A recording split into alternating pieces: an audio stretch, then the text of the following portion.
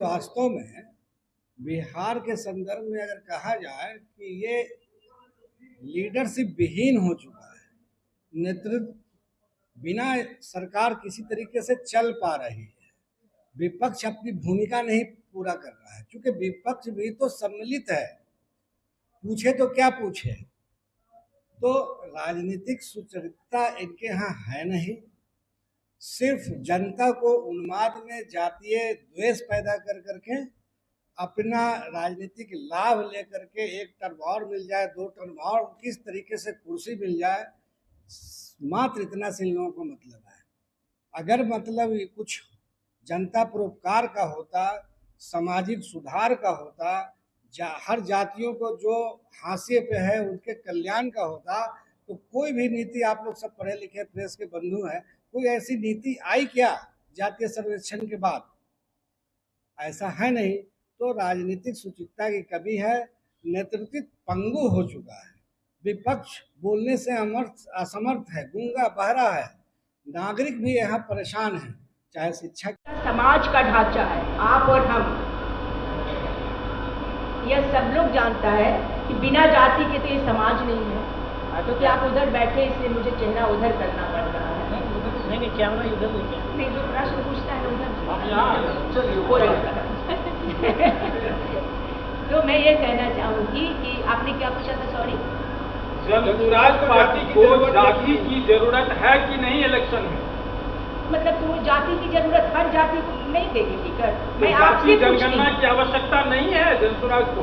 किसको आवश्यकता नहीं है? जब हम राजनीति में उतरे हैं तो विरोध की नहीं, सुनिए, एक मिनट सुनिए। आप प्रश्न को जिस तरह से दे रहे हैं, हम जातीय उन्माद नहीं फैलाएंगे, हम जाति पर विशेष दबाव नहीं डालेंगे, लेकिन पूरी जाति को लेकर आप चाहती हैं कि आप जाति की चर्चा करें, लेकिन आपकी चर्चा वो उन्माद नहीं है, और अन्य पार्टियां अगर जातियों की चर्चा करती हैं तो उनको आप उन्माद का रूप देते हैं। तो मतलब न्याय आप ही करेंगी और आरोप भी आप ही लगाएंगे। नहीं, आप गलत बोल रहे हैं। आप जो कह रहे हैं कि मैंने किसमें बात ये कही जो जाति उन्माद फैला रहे हैं, मैंने किस बात में कही? अभी तमाम आप ही के साथी लोग बोल रहे हैं। नहीं, मैंने अभी आपके सामने आपके सहयोगियों ने बोला, मेरे उत्तर पे ध्यान दीजिए। जातीय उन्माद भाई साहब, मेरे उत्तर पे ध्यान दीजिए। मैंने जनगणना वाली बात पे कही कि वो जातीय उन्माद फैला रहे हैं। जब एकदम वो चीज दोनों एक साथ मैंने कहा, आप इसे भूलिए मत। हमें आप ऐसे खींचिएगा तो मैं खिंचा नहीं जाऊंगी, जो सत्य है वो सत्य ही रहेगा। कुछ और है, और हमने गया तो सर्वे कराया कि भाई भूमिहीनों को उन्होंने पैसा देंगे, कितने बेघरों को पैसा देंगे, तो 2,34,000 लोगों को घर देने की बात हुई थी। उसमें से एक रिपोर्ट आया, देशपाल कमेटी की जो रिपोर्ट है, उसमें से 1.2 लाख लोगों को केवल पेपर पर घर मिला है, हकीकत में उनको घर नहीं मिला है। ये जो इनकी जनगणना का सवाल है वो बस राजनीतिक मुद्दा है। इसलिए जनगणना का जो सवाल सामने आता है क्योंकि 30-35 सालों से आप उठा कर देखे हैं, बिहार में कभी भी मुद्दों की राजनीति नहीं हुई है। बिहार में जो राजनीति हुई है वो जाति समीकरण पर हुई है। अब पहली बार इस राज्य में ऐसी एक पार्टी आई है, ऐसा विकल्प आया जो इन मुद्दों, इन जैसे जो पुरानी जाति और धर्म की बात नहीं कर रहा, वो रियल मुद्दों की बात कर रहा है, रियल इसके उत्थान की बात कर रहा है। ये जाति जनगणना नीतीश जी की सरकार हो चाहे फिर पुराने लालू जी की सरकार हो, बस जातियों को ठगने का काम किया, दलित, महादलित, अति पिछड़ा बांटने का काम किया, उन लोगों से वोट लेने का काम किया। सच में उसका अगर उत्थान किया होता तो आज इस बिहार की स्थिति ऐसी नहीं होती। 34% लोग ऐसे हैं जो बिलो पॉवर्टी लाइन है, और दलितों की बात करें तो ये संख्या जाती है 43%। अब कहा जाता है कि बिहार में डबल इंजन की सरकार है, केंद्र में भी इनकी सरकार है, यहाँ में भी इनकी मिली सरकार है, और बिहार में विकास की गंगा बह रही है।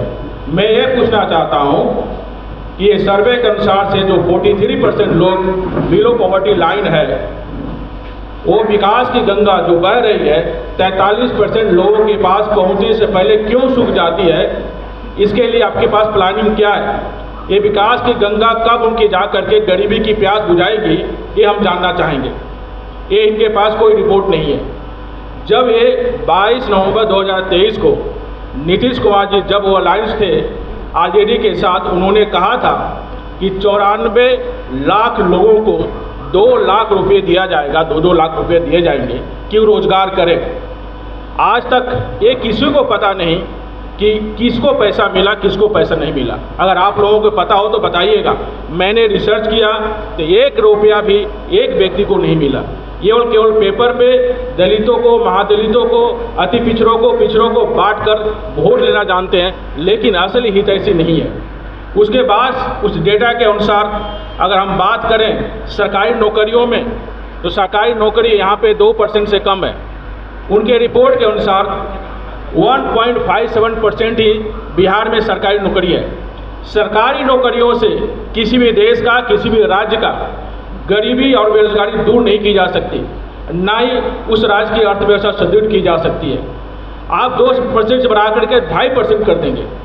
अब बात होती है कि उसमें जो आरक्षण की बात होती है, रिजर्वेशन की बात होती है कि रिजर्वेशन देंगे, रिजर्वेशन बढ़ा देंगे। 50% का स्लैब है, आप लोग सब जानते हैं। इंदिरा साहनी का जो केस चला था 1992 के अनुसार 50% का स्लैब है। नीतीश कुमार जी ने कहा था कि हम इसको बढ़ाकर 65% कर देंगे। वो अब तक नहीं हुआ। उसका स्टेटस क्या है अभी तक किसी को पता नहीं है। ये क्यों नहीं पता है? वो व्हाइट पेपर, श्वेत पत्र क्यों नहीं जारी करते हैं कि आरक्षण का स्टेटस क्या है? केंद्र सरकार से क्यों नहीं बात करते हैं कि यहाँ पे जो उनके पास जो रिपोर्ट आया है 1.57% ही गवर्नमेंट जॉब में है, और दलितों की बात करें 1.13% ही है। आज दलितों की यह संख्या है, दलित और SC/ST को मिला दिया जाए 21%, 1.13%। अगर उनकी शिक्षा की बात करें तो 5.5% लोग ही 10वीं 12वीं कर पाते हैं, और ग्रेजुएशन की बात करें तो 3% है। और जो सरकारी नौकरी में देखिए आरक्षण में कितना ठगा जाता है, किस तरह से लोगों को मूर्ख बनाया जाता है, इस बात को हमें समझने की आवश्यकता है।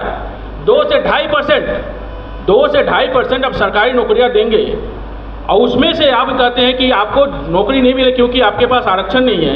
आपको नौकरी हम आरक्षण में बढ़ा देंगे, इससे किसी की गरीबी दूर नहीं होती है। मैं ये उनसे पूछना चाहता हूँ कि जो 43% लोग गरीब हैं, उसमें से कितने लोग आपने जॉब दिया? जो 3% लोग हैं जो ग्रेजुएशन करते हैं, बाकी लोग ग्रेजुएशन तक नहीं पहुंचते हैं। अगर आप सरकारी नौकरियों में एलिजिबिलिटी क्राइटेरिया आपने ग्रेजुएशन रख दिया तो दलित के कितने लोग उसमें पार्टिसिपेट कर पाएंगे? और बात करें डिप्लोमा की या पोस्ट ग्रेजुएशन की, वो 0.28% है।